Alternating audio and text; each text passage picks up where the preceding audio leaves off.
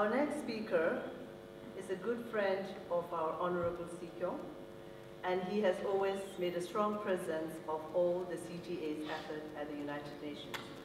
I invite Dolkun Issa, President of the World Uyghur Congress, to come on the stage now.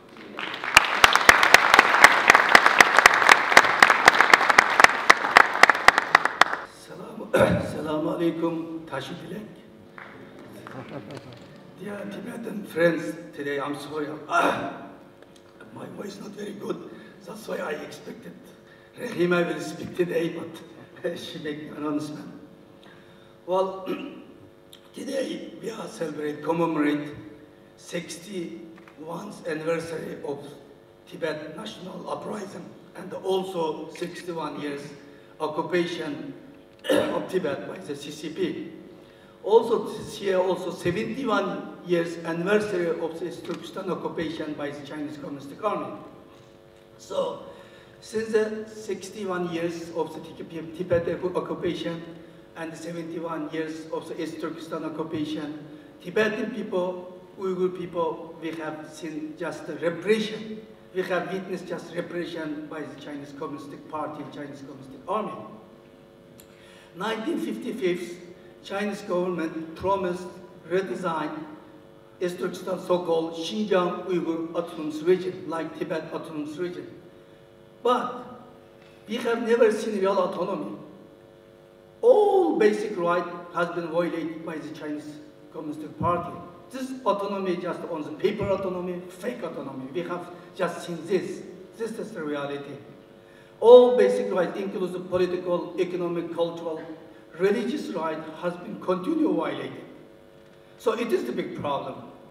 So today, as you know, more than 3 million Uyghurs located 21st century concentration camp.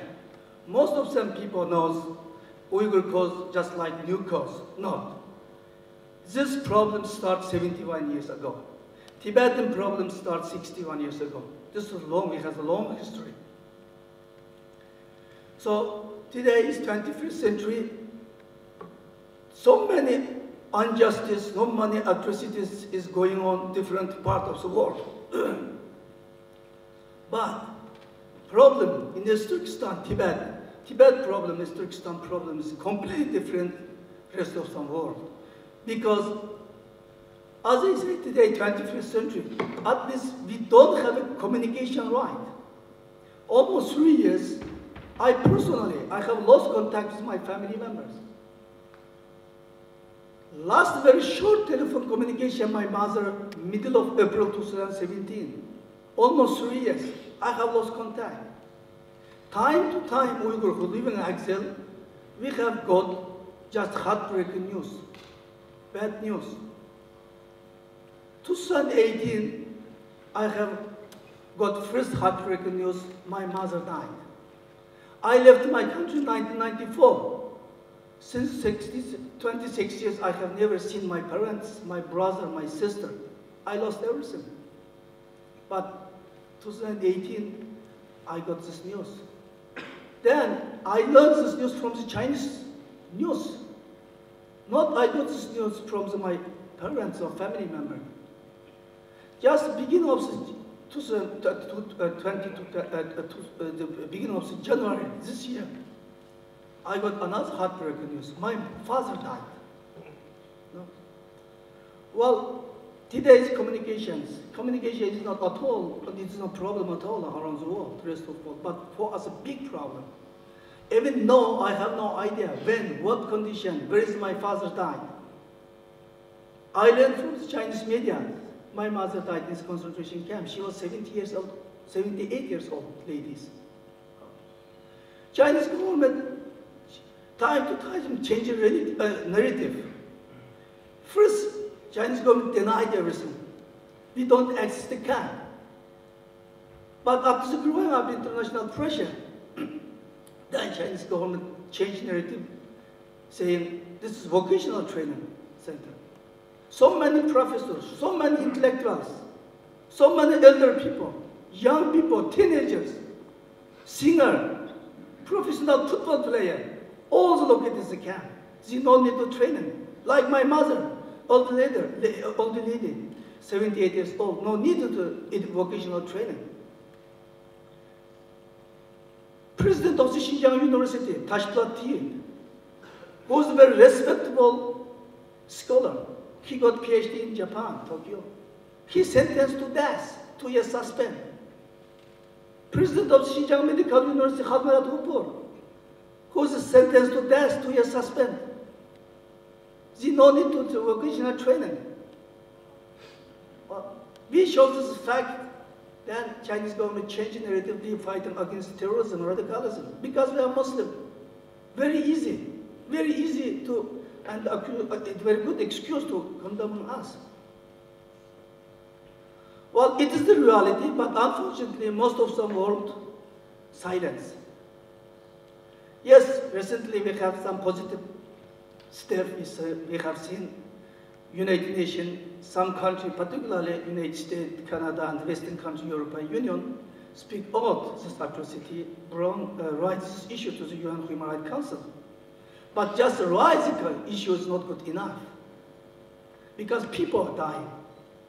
Tibetan people are dying, Uyghur people are dying, Kazakh people are dying. So it is a time, and most of them European countries still today, UK, Germany, some of the European countries, United States, so many companies continue to make business with China, in Tibet, in East Turkestan. It is not correct time, business as usual. So this all business must be stopped. Just January, I was in London. I was attending 75 years of anniversary of Holocaust. All human beings have a very bad experience 75 years ago. World leaders promised never again, but it's happening again now in East Turkestan. So this, all the country, all human beings has a responsibility today. Should stand up with Tibetan, with Uyghur people, with Hong Kong's people, with Taiwanese people. It is a time we all the people who repression under Chinese government by the CCP, Tibetan, Uyghur, Southern Mongolia, Taiwan, Hong Kong, it is a time we more cooperate, more stand together.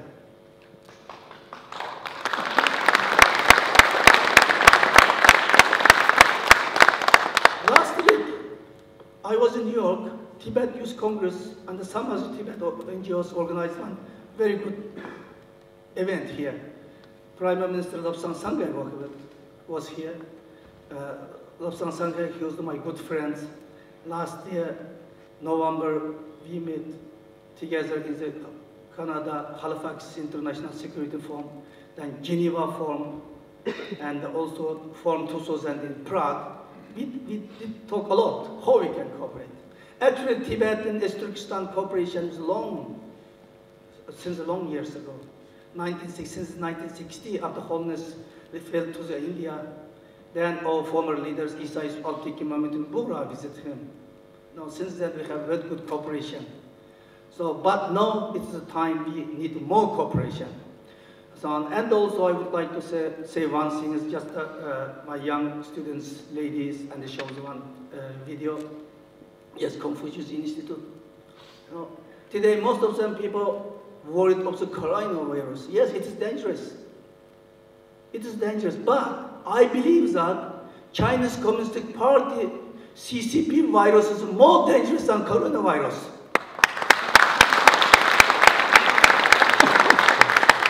Coronavirus just reached to 70 countries. Maybe a couple of thousand people killed. But CCP virus already killed more than 50 million people. Chinese people, Tibetan people, Uyghur people, Mongolian people. If the people talking about genocide, nobody talking about. But CCP already killed more than 50 million people.